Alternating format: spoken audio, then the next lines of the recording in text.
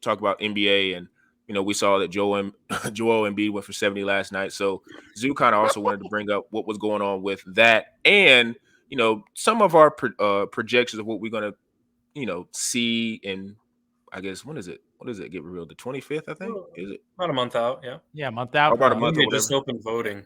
Yeah, they opened voting. Yeah, they opened voting on the 25th. Or is it already open?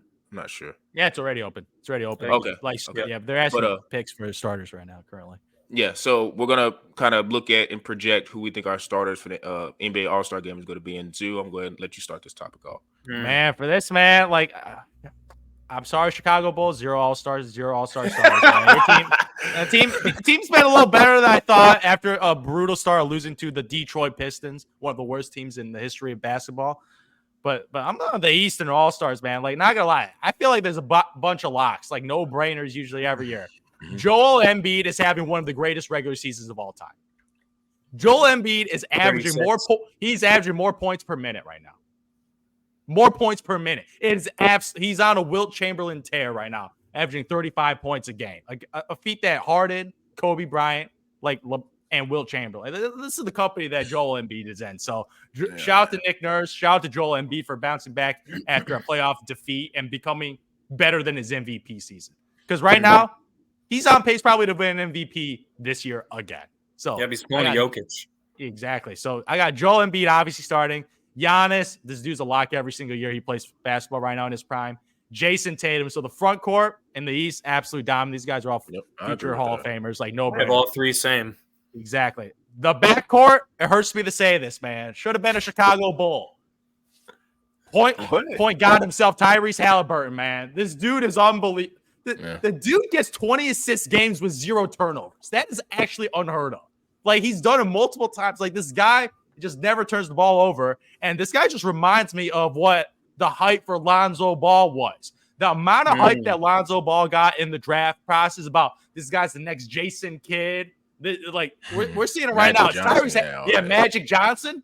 Tyrese Halliburton is that point guard that pushes the floor up. He goes off ball. Yep. He can shoot the three, even though his three is really ugly. Like, this guy has changed the Indiana Pacers team, where Pascal Siakam was willing to re-sign for the Indiana Pacers because of Tyrese Halliburton, because he's going to give him the ball, put him in the easy spot. So Tyrese Halliburton has changed the franchise.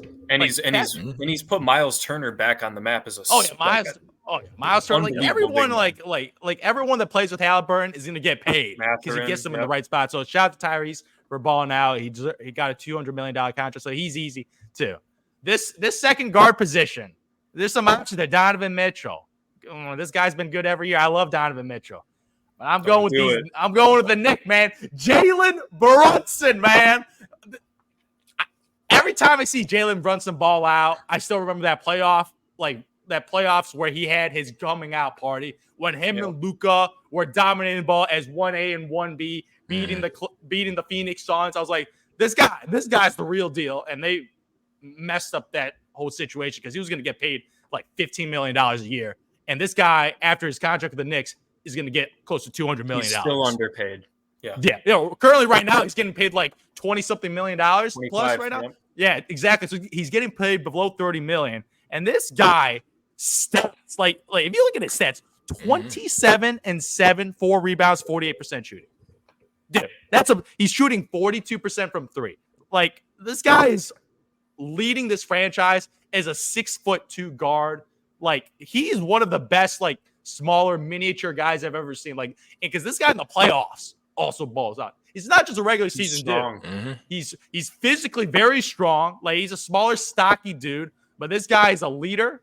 He's the playmaker, and he's the number one option on this team. So, Jalen Brunson for Julius. Me. Stop it. Listen, he's so good that they got rid. Oh man, that one. He's so good that they got rid of RJ Barrett, who was supposed to be like that guy. Emmanuel Quickly. So got rid of a point guard who's pretty good. Like, IQ was pretty good in RJ Barrett because they're like, we got one lefty that's dominating the ball, and his name's Jalen Brunson. So Jalen Brunson for me, lock it in with Tyrese Halliburton as my backcourt. Wow. Zoo, I got the same 4, except I'm going with Donovan Mitchell over Brunson because of the injuries they've been dealing with, and he still has him as a top 4 seed in the East, and he's averaging nearly 29 a 28, game. 28, 29 a game.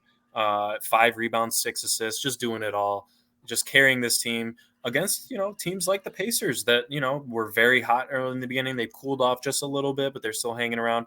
I got to give it to Donovan Mitchell on that. But Embiid, Giannis, absolute locks. Tatum, also a lock. Best team in the league. Got to give at least one starter that is worthy of it. And Tyrese Haliburton, man, completely echoing everything you got. He makes everybody around him way better. I mean, Benedict Mathurin, right? We've talked about him too. Obviously, Siakam coming in. Jesus Christ, man. I mean, it's just impressive to watch this team play. They have a bright future, man. They got a bright future. Yeah. Shout out. I do wonder real quick with Siakam. I wonder if it was because, he was rumored to go to a couple of teams. I wonder if it was more so of not saying Haliburton was a factor, but was it more so of like, okay, I know Indiana's going to be the team to give me the max. Yeah, that too.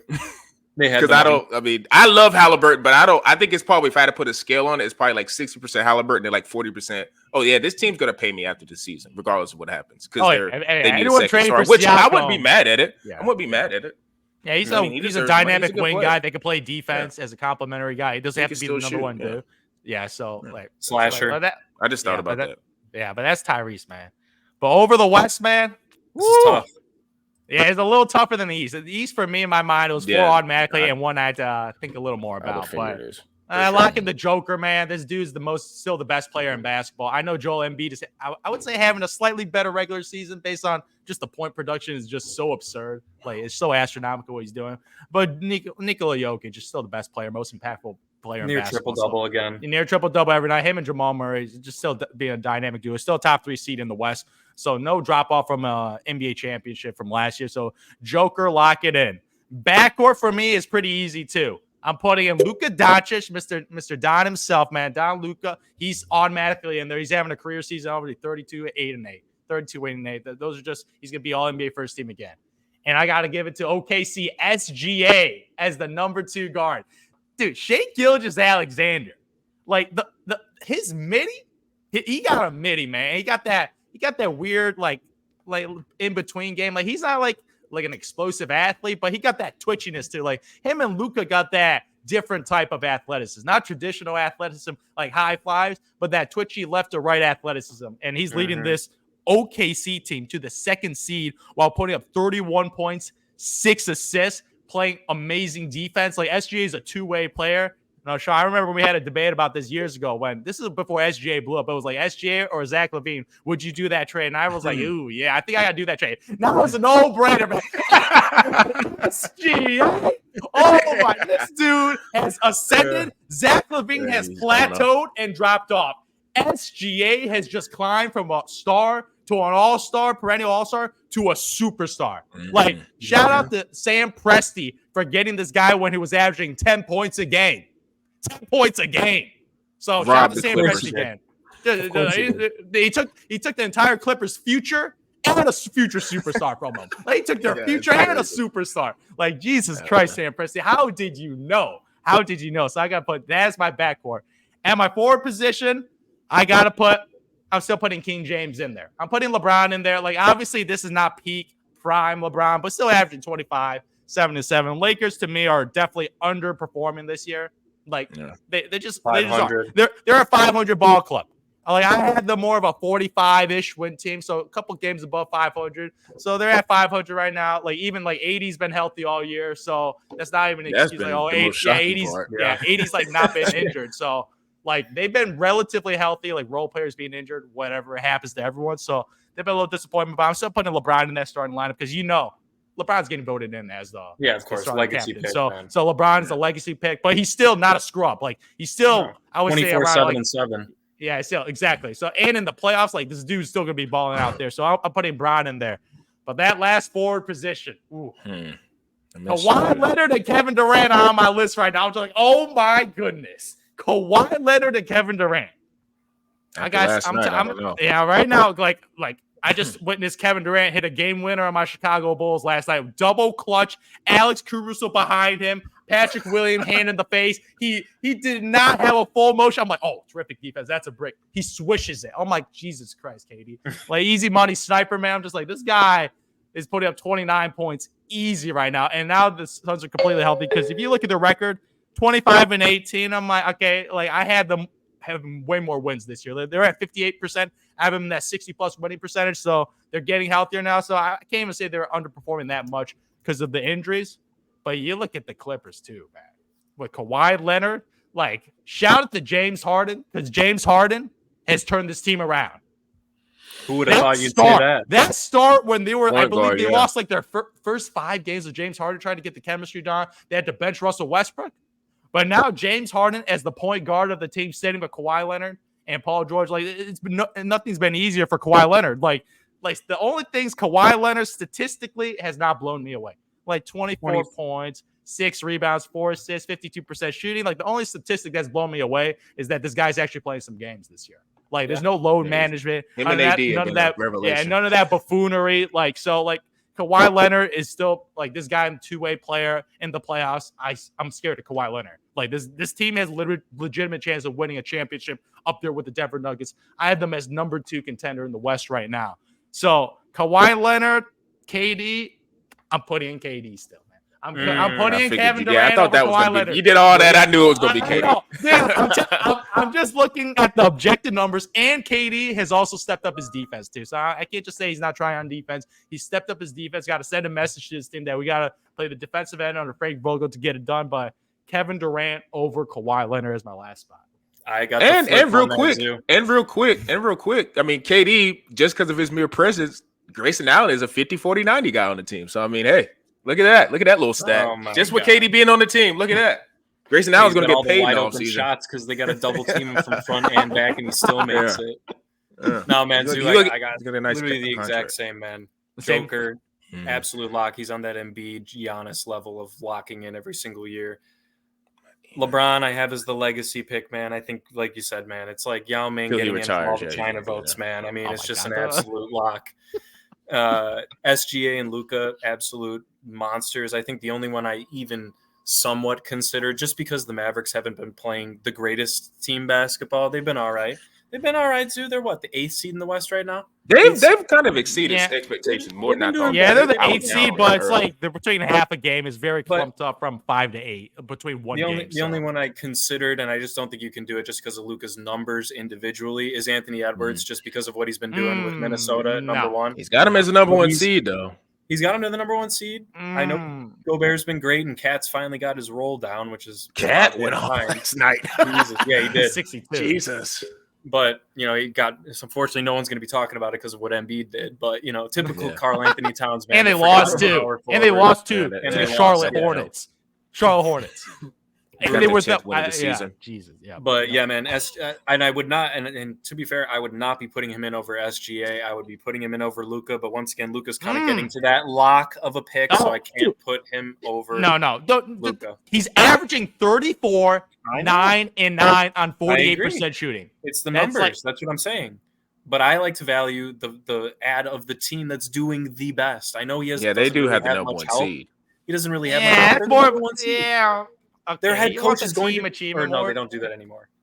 But either way, he's going to be easily a reserve. He needs to be a reserve. Yep. He's probably the top reserve, if I were to guess. But man, I got to go with Kawhi over Kevin Durant. I just think, to your point, Zoo, I'm shocked. I'm just shocked he's playing. He's playing. He actually deserves to be in an all-star game, not just being voted in as a legacy guy because of his name. I'm actually most impressed at his efficiency. 52% for any wing player is impressive no matter what kind of game you play. And to your point, he's making – and James Harden obviously has a huge role in this too. Yep, but he keeps that camaraderie. He's the two-way player. Yes, Kevin Durant is Kevin Durant, and it's hard for me to pass up on him. I'm a huge Durant fan, always have been. But I'm just got to ride with Kawhi this year. I think he deserves to get an all-star starting nod just because of all the stuff he's been going through with his injuries and load management and all that stuff over the years. So I agree with you on 8 of your 10 all-star starter picks, Zoo, and both the guys that you have, I have them as flipped in. So Kevin Durant would probably be my closest to take the front court position for Kawhi, and Brunson was close to taking from Donovan Mitchell in the East at the backcourt position. Interesting. Those two things I would say, especially when it comes to Donovan Mitchell and James Harden, even though James Harden went into consideration, I'm interested. Say James Harden, you mean Jalen Brunson? No, I'm talking about those two guys that we mentioned just now, talking about all-star and all that type of stuff. I'm interested to see in the latter half of the season how it turns out and going into the playoffs, because I do feel like with Donovan Mitchell, the reason why he's playing this well is because he's reverting back to how he's playing in Utah. I need to see him do this when he's playing with Darius Garland, Evan Mobley, all the guys healthy. Because like now he's just running around chucking up shots, and he knows he's the number one guy, so he's comfortable doing that, and he's winning. But that's the same thing that happened in Utah. He was winning, and then he ends up getting ousted in the playoffs. And then with James Harden, we've seen the script before. Like he did the same thing in Brooklyn. He got there first. He was playing point guard with KD and Kyrie. He was awesome though. He was awesome over the injuries. It was awesome. He was awesome. Injuries killed it. Same thing happened in Philly. He came in. Joel Embiid was putting up great numbers, and he was going crazy. And it's like that first ingratiated period. Now you see the same thing happen with the Clippers. It's like I've been watching it because I'm like, yeah, the Clippers have been balling, but they got the Dallas Cowboys syndrome. Like I gotta see you. I gotta see them get over the hump. So I want to see how the honeymoon happens because in the playoffs, James Harden easy with that compared to the Dallas Cowboys, man. Because the one thing that they did get Cowboys to a don't have. Finals. The Cowboys don't have is they don't got that franchise guy. Like Dak Prescott, nah, he ain't that guy. Kawhi Leonard, if healthy, is that guy. They have the number one guy on a championship. But you think James Harden thinks that? Oh, he doesn't have to. Jay Soder's number three option right now. I got almost guarantee, and he's not deferring to Kawhi in the playoffs. He won't. Oh, yes, he is. Absolutely. You know why? Wait. You know why? What do you mean? Like what? And KD's won twice. Yeah, but like, Kawhi just has to like put his palm on Harden's face, and then they'll be like, okay. Kawhi didn't have the personality, I feel like, though, to like mix it up. Like I'm just saying, just beware. We've seen this with Harden. We've seen this story with Harden with better talent. Because I would rather have KD and Kyrie than injure Kawhi and injure Paul George. Like we've seen this script with James, so we just got to be careful. We can't hop up and say they're going to be like you said. They got the talent, but I mean, the Clippers have always had the talent. They just don't ever. They're not clutch. And I'll give credit to Russell. He's playing ball. He's playing the right way. I got to give him credit for that. He's taking him going to the bench. Ty Lue in the playoffs. They just got to pray they're healthy because and they have an elite coach. Right. This is the best, I would say, Clippers talent team ever. I think in the modern era, like the CP3 Blake Griffin, the Kawhi Leonard first iteration, the Kawhi Leonard Paul George roster. But I feel like this version right now, obviously, the big asterisk, that healthy. That's a huge asterisk. Who knows if some Paul George gets nicked up or Kawhi gets nicked up again. But they go in the playoffs healthy, and they play against my favorite to come out, the Denver Nuggets. Oh, I'll be real nervous. I'm going to be real nervous. They have nobody. Nuggets have to play against the Denver Nuggets. Yeah, they can't. Jokic is going to go crazy. They'll go Jokic's going to get his. But he's also gonna get some people theirs. That's another thing about Jokic. Like, and two, it's like he's gonna get all those other guys there. Them like the only team in Denver. Like I'm telling you, the only team that's scary in the playoffs is Minnesota. They got everything now, and everybody's playing their role. Like, Cat just went for 62. Like he's not, and plus two, he went for 62. Along with he still knows. Guess what? I went for 62. This is Ant's team. He's not like now said, okay, now I need to get 62 every night. He just had a 62.9. That's the scary thing. We can talk about that. Yeah. But I mean, look, everybody in the NBA, so much time in the NBA, you're going to lose games. Like I say, in the play, like there's certain teams that like, and not Minnesota hadn't lost a lot, so they're different. But like, to me, I think the majority of teams outside of like the OKCs, like the teams that are young and run and gun, like to me, if I'm older teams and I'm veteran teams, I just need to get in that top 8. If I can get in that top 8, that means I probably have to play a playing game, and we'll talk about this later on. But like, you play a playing game, you get one game, you win that, you get into the playoffs. Like a lot of this other stuff with the later teams, it's proving grounds for them. So like to me, it's a marathon about the NBA. Now, if you're flirting in that 9 to 10 range, that's scary because then it's like if you lose a game, you're out of the playoffs.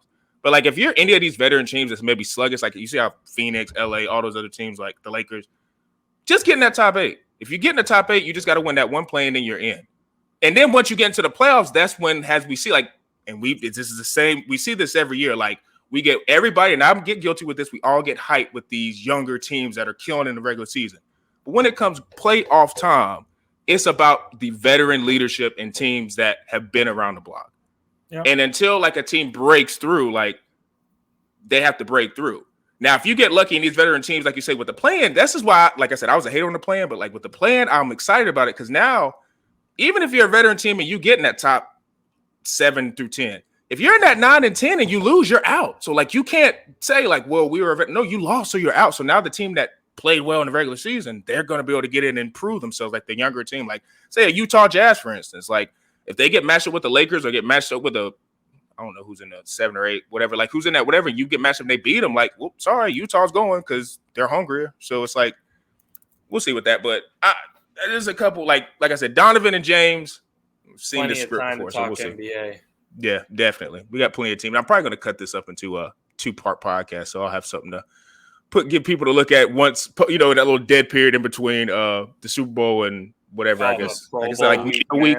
I'll have something to put like 2 podcasts up that week. So, like you said, you guys, we're going to be talking. You see how excited we were talking about the NBA. We're going to be talking about that All-Star Weekend, all the type of stuff that comes with that. Like I said, football conference championship is the focus. Make sure you look at us on Tyson Talks Podcast _ on Instagram.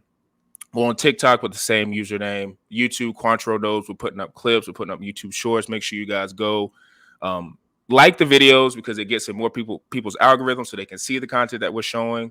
Spotify, Google Podcasts, Apple. Like I said, we're on iHeart now. And for me, Zoo and P-Bush, we are out.